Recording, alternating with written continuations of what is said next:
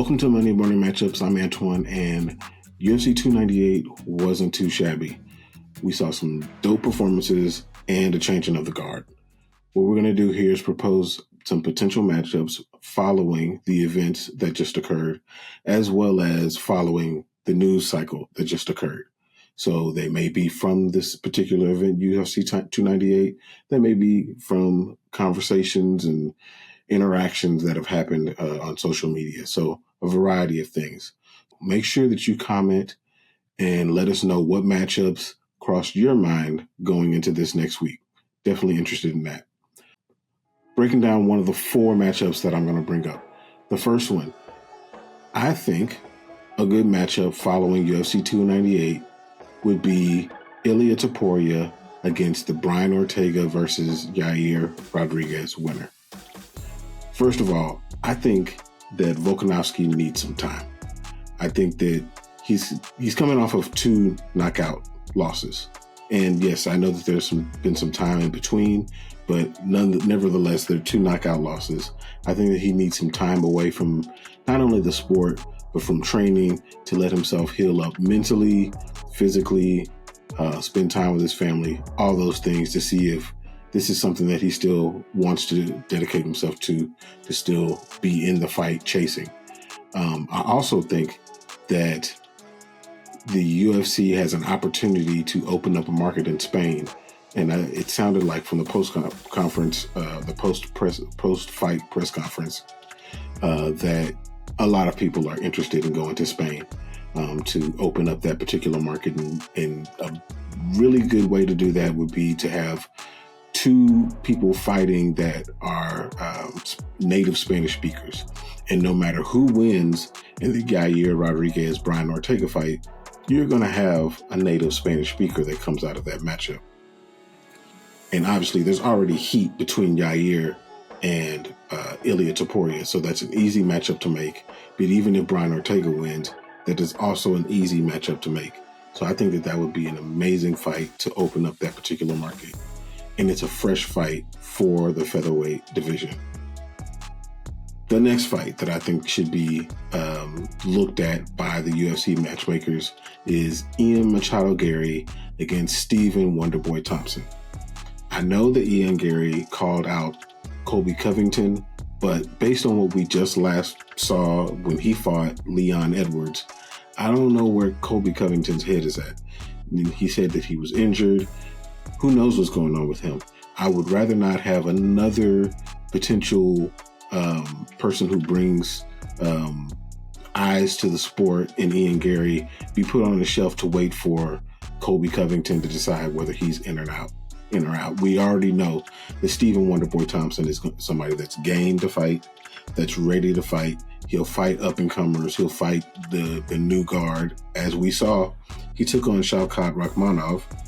And while he's not an up-and-comer, he is a new, fresh face in the division, and he was very willing to take him on, even though he was definitely doubted, and we saw how that went. I don't think that he would be scared to take on Ian Gary, and it would be an exciting fight for the fans to see if Ian Gary is up to that particular chess match. It'll definitely test both of them. It'll test Thompson to see whether he still belongs and the upper echelon of the division. And it'll also test Gary to see if he can pass that particular test to be, closer to the top 5 and start taking on those really major fights in the division. So I think that would be a really pivotal fight. And that could headline a fight night for sure, especially once they go out on the road.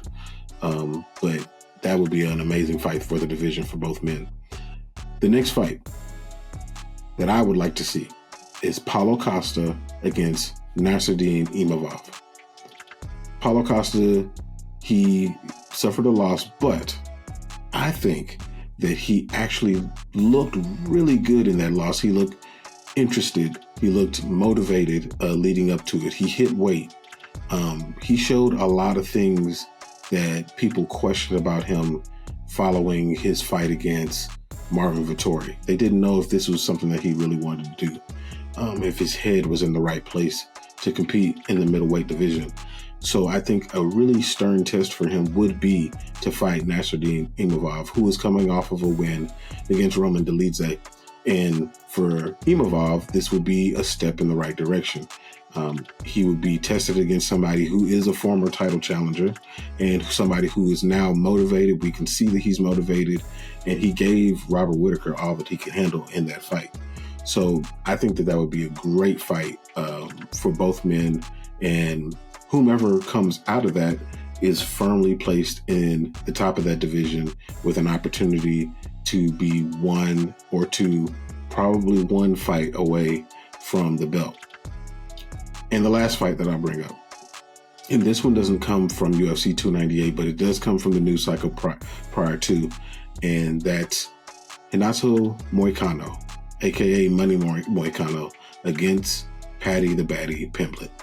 This is a fight that I definitely want to see. It's not something that I even thought about beforehand, but now that it came up, it is a fight that I am extremely interested in.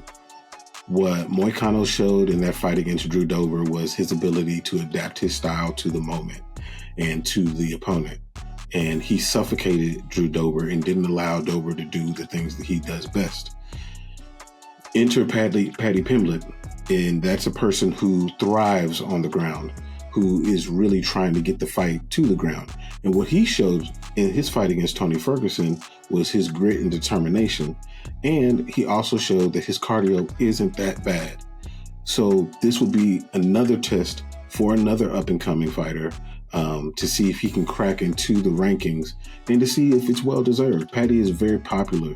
Whether you love him or hate him, a lot of people follow him. A lot of people tune into what he has to say on his YouTube channel, and so on and so forth. So I think that those meshing of styles, those meshing of personalities, because we know that the lead up is going to be amazing.